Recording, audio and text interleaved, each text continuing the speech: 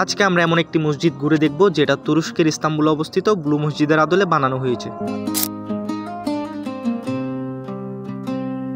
Hello everyone, আসসালামু আলাইকুম, it's me Jarif Hossain and welcome করছি আমার নতুন একটি ভিডিওতে। আজকে জুমার দিনে জুমার নামাজ পড়তে রওনা হলাম চন্দনাইশ উপজেলার মোহাম্মদ আলী শিকদার জামে মসজিদে। মসজিদের স্থাপত্য আর পরিবেশটা এতটাই সুন্দর যে এখানে এসে মনটা শান্ত হয়ে যায়। আজকে আমরা শুধু নামাজেই নয়, মসজিদের চারপাশটা ঘুরে দেখবো এবং আপনাদের সাথে পুরো জায়গাটার অনুভূতি শেয়ার করব।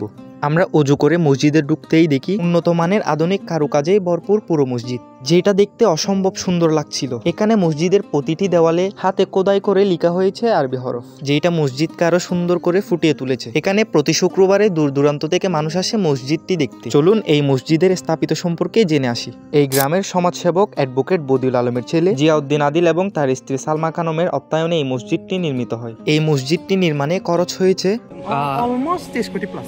সবকিছু মিলে মসজিদটি অসাধারণ এবং মনোমুগ্ধকর। ভিডিওটি শেষ পর্যন্ত দেখার জন্য অসংখ্য ধন্যবাদ। দেখা হবে অন্য কোনো ভিডিওতে। ভালো থাকবেন, সুস্থ থাকবেন, আল্লাহ হাফেজ।